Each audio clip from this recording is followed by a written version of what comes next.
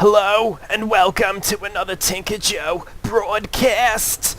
I'll be your host, Tinker Joe. We got Taint spawning up here as the red Terran, and Tinker Joe, myself, spawning down here as the blue Zerg, GLHF. And I don't really know what to say about Delta Quadrant. It's kind of this awkward map that no one feels particularly strongly about. It's in the current ladder, but it's not that interesting. It's got this cool Zelnaga tower in the middle here, which is really nice to just have great vision of the map. I mean, it's right in the center. Got my Overlord headed out this way. Let's see if he's right next to me.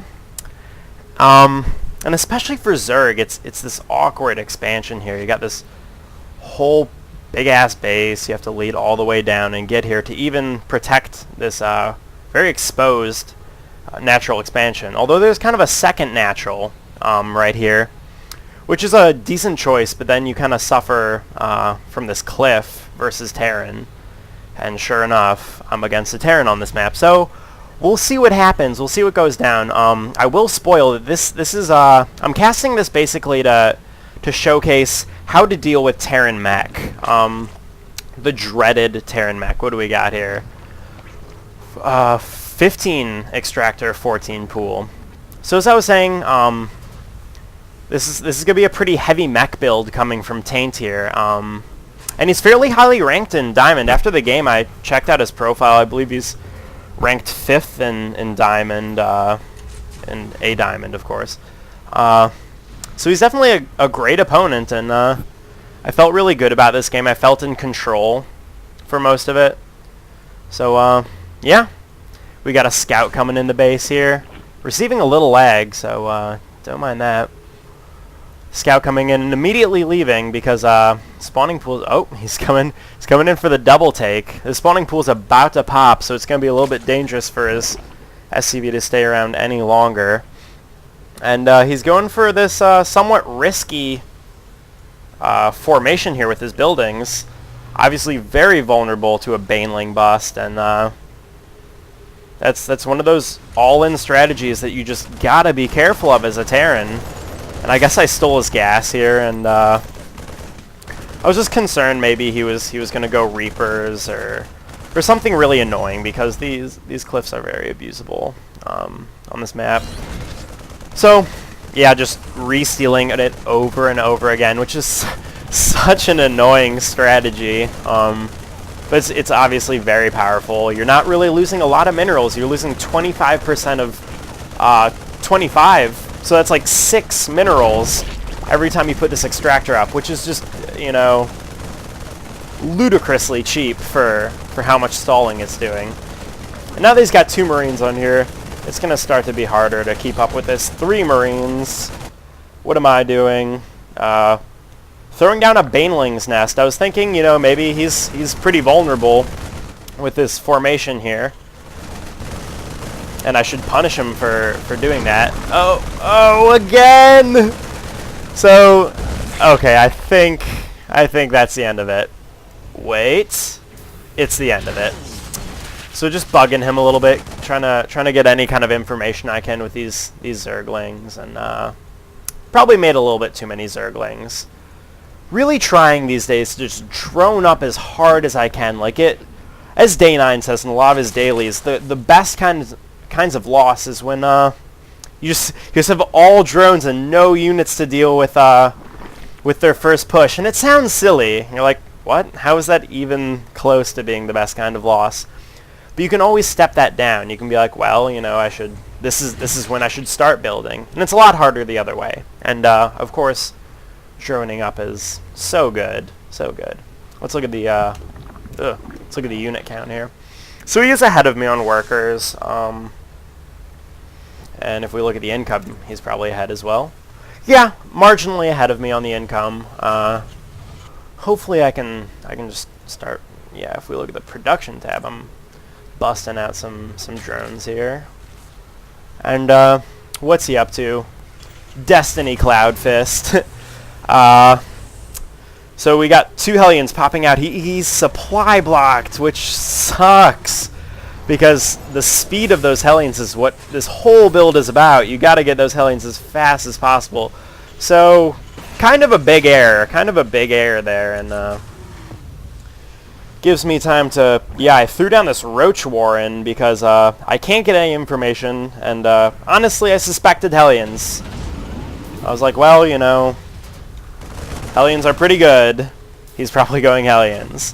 Which is a bit of a guess, but at this point he's so far away, I can't suicide an Overlord. It would take forever, so I just have to kind of go with my intuition. Which is kind of the plight of Zerg. You know, a lot of the time you can't get a good scout, and you gotta use every little bit of information you got to try and make an educated guess about what's happening. 2 factories, so he's going heavy into the mech. Got some Vikings coming out. I'm not really sure why. Maybe a little bit of Overlord hunting. Seems kind of like a random decision. Maybe some dropships would have been stronger. Get a little bit more of a mobile army since we are so far away. Expansion going up. Expansion. Let's look at the units tab here. Yeah, I have not made any more units. Just working on drones here, and some roaches just popping out. What do we got? Production tab here. I am sorry about that lag. And glial reconstitution is on its way. Just started. So hopefully I'll have that speed once these Hellions arrive, because I want to be able to deal with these. And speed is a big part of that. So he's just kind of sitting pretty here. I'm not sure about this decision. I think he had a timing window that he really missed, especially before glial reconstitution. I believe I'll just have that research by the time he gets here. So a bit of a timing window miss. He hasn't really dropped any scans. He's kind of playing solitaire right now, which is a little weak. And here we go, sending out the Hellions. How many we got here? 8 Hellions. Roasting those Zerglings. So that was no problem. And let's look at the production tab, making more roaches. Setting down to my ramp here so I can block the advance of the Hellions to come up here. Getting out of position to try to attack them. Pushing them back. Dropping a spine crawler here to prevent that. Oh, oh! And I am a little bit late. I shouldn't have let those go by, which is massive blunder by me. 1 drone, 2, 3 drones, 4, 5, 6 drones. So he destroyed a lot of drones. What a blunder. I would have completely prevented that if I was like a millisecond ahead on my micro. Not a crazy loss, certainly. He definitely lost some Hellions, and he had a lot invested in that strategy. 2 more barracks going down for him. So he hasn't expanded yet, so that's that's definitely, let's look at the income tab. Mules are so good. Look at that. I'm on 2 bases. Let's see how many units I have. I'm 6 ahead on the workers. Still, though, we're pretty much even match on the economy. Now I'm just kind of pushing ahead here. But mules are pretty incredible. Pretty incredible. And he's going Thor, Viking, with a little bit Marine behind this. So I do recall... Yeah, Spire is down. I'm trying to just bother him a little bit with these mutas. I'm not investing a whole lot in it. Honestly, I'm not sure if the Spire was worth it, but we'll see. Definitely can't really magic box, 2 Thors with 2 mutas. Not gonna happen there. So production tab, just working on saturating, really. I'm not too concerned about him pushing out anytime soon. These roaches deal with Thor surprisingly well. I mean, Thors kind of do a ton of damage, of course, but these roaches they're a pretty tough unit, and it's definitely a way to deal with this Terran Mech build. Burrow and Tunneling Claws going down, which is a really helpful tactic to just have in your toolbox. Why is he taking all those off? This makes no sense. I was bothering him with some mutas, but still, come on, 2 mutas. Tunneling Claws is a really easy way to just get them out of position, get this huge Terran Mech army out of position, and really deal with it. So I'm trying to go for another expansion here, kind of not paying attention. And, just sitting pretty outside of his base. He's massing up on one base, and I'm going full steam ahead on two bases here. If we look at the supply here, he's at 86 to 91. Pretty even, really. Pretty even. But if we look at the units tab, I am way ahead on my workers here. And I'm taking out this gold expansion so I can just, you know, expand away while he's contained in his base. Not much of a contain. I feel like this is more of a psychological contain than a real threat. Got two mutas sitting here just like bothering him, and a little pack of roaches just to see what's going on, see when he leaves. So I can potentially, you know, use a bunch of idling larvae to build up an army before he arrives. And I do have quite a few roaches back here. I am a little... In the back of my mind, I felt very vulnerable to, like, banshees or any kind of airplay, especially since he has these Vikings to back up any kind of air army he gets. And honestly, banshees probably would have been real good for him. I'm just trying to focus on this strong ground army to deal with all of this mech. It's so much mech. He's finally getting his second expansion down, kind of just mismanaging. Not really sending any workers here, not splitting up his way oversaturated base.